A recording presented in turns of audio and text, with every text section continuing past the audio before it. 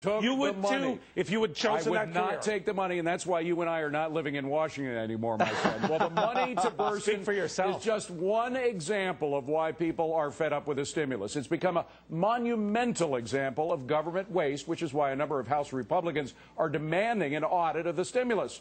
They want to find out how many more 2 million jobs are in the pipeline. Joining us now, Representative Joe Wilson of South Carolina.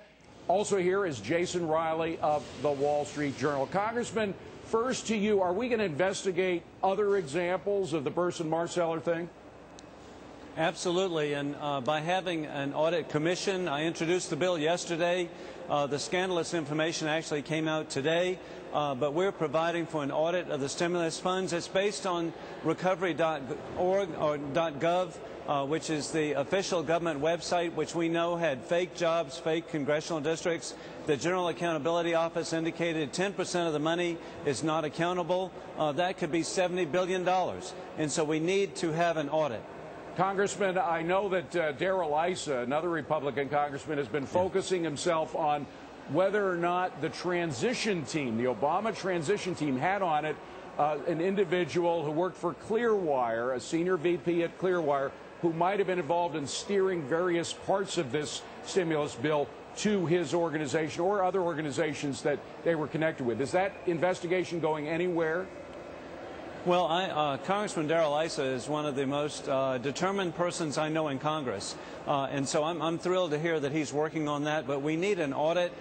In fact, the stimulus bill provided for an audit panel, and I sent a letter to the President 3 weeks ago urging him to appoint the audit panel. I indicated that if it was not done by December 1st that we would introduce a separate bill, and yesterday we did introduce the bill. I'm grateful we have over 20 co-sponsors already requesting an audit of the stimulus spending.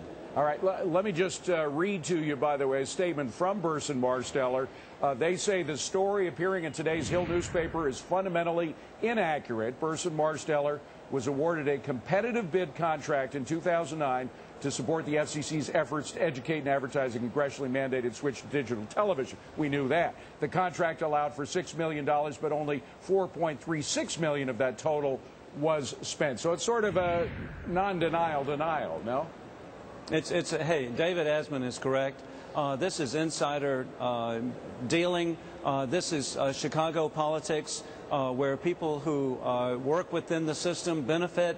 This is wrong. There needs to be an audit so that the American people can have a restoration of some level of faith in their government. Well, Jason Riley, it's not Chicago politics. It's politics in general. It's Washington politics. It's what Doug and I were talking about. The reason, by the way, I still think